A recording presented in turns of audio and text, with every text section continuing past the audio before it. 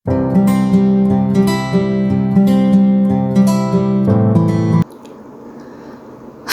sobat-sobat misioner yang terkasih. Seperti yang kalian ketahui, bulan Oktober adalah bulan Rosario bagi umat Katolik. Pasti kalian semua pernah, bahkan ada yang setia mendoakannya setiap hari. Bahkan banyak orang kudus yang menjadikan doa Rosario sebagai salah satu sumber kekuatan mereka untuk mewartakan Yesus Kristus bagi dunia. Contohnya, Santo Padre Pio, Santo Yohanes Bosco, Santo Louis de Montfort, Paus Pius kelima, Paus Pius ke-11, Paus Yohanes Paulus II, dan masih banyak lagi. Nah, bagaimana ya kira-kira asal-usul doa Rosario?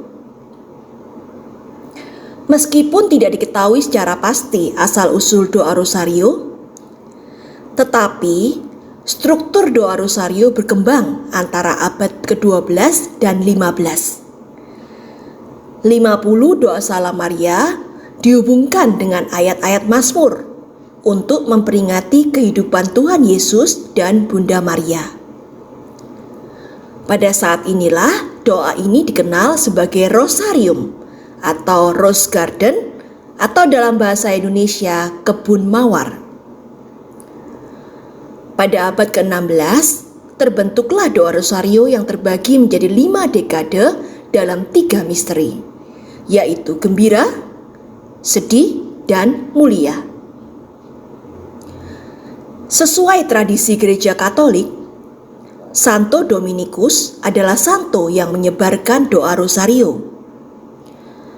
Menurut sebuah legenda, saat itu Santo Dominikus menerima penglihatan dari Bunda Maria yang menunjukkan padanya sebuah karangan bunga mawar yang mewakili Rosario. Bunda Maria menyuruhnya untuk berdoa Rosario setiap hari dan mengajarkan doa Rosario kepada semua orang yang mau mendengarkan. Dengan bersenjatakan Rosario, Dominikus beserta para imam Dominikan berhasil mengalahkan bid'ah Albigensianisme, suatu aliran yang amat berbahaya pada saat itu. Doa Rosario dalam bentuknya seperti sekarang merupakan hasil pertumbuhan devosi yang terjadi beratus tahun setelah kematian Santo Dominikus.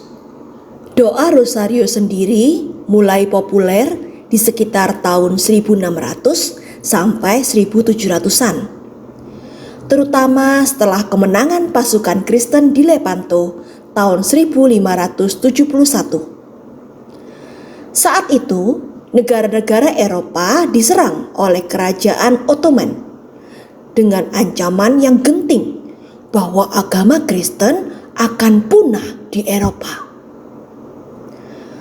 Menghadapi ancaman ini, Paus Pius kelima memerintahkan umat Katolik untuk berdoa Rosario, memohon dukungan doa Bunda Maria agar pasukan Kristen memperoleh kemenangan. Pada tanggal 7 Oktober 1571, Paus Pius kelima bersama-sama dengan banyak umat beriman berdoa Rosario di Basilika Santa Maria Maggiore. Sejak subuh sampai petang, doa Rosario tidak berhenti didaraskan di Roma untuk mendoakan pertempuran di Lepanto.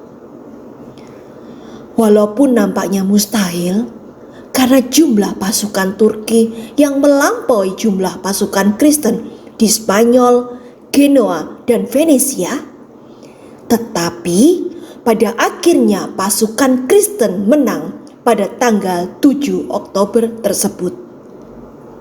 Kemudian, Paus Pius kelima menetapkan peringatan Rosario dalam misa di Vatikan setiap tanggal 7 Oktober. Sedang penerusnya, Paus Gregorius ke-13 menetapkan tanggal 7 Oktober itu sebagai peringatan wajib Santa Perawan Maria Ratu Rosari. Kiranya inilah yang menjadi latar belakang ditetapkannya bulan Oktober sebagai bulan Rosario. Selain mujizat dalam perang dan melawan aliran sesat tersebut, tidak terhitung kesaksian yang telah diberikan tentang mujizat dengan perantaraan doa Rosario. Ketika kita berdoa Rosario, kita berdevosi kepada Bunda Maria dan merenungkan misteri kehidupan Kristus dalam karya penyelamatan Allah yang agung.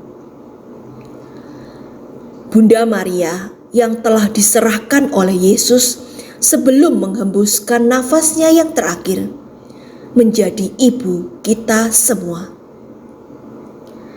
Betapa bahagianya kita mempunyai seorang ibu yang dikenal juga sebagai Bunda Maria, pengurai simpul masalah, dan Bunda penolong abadi.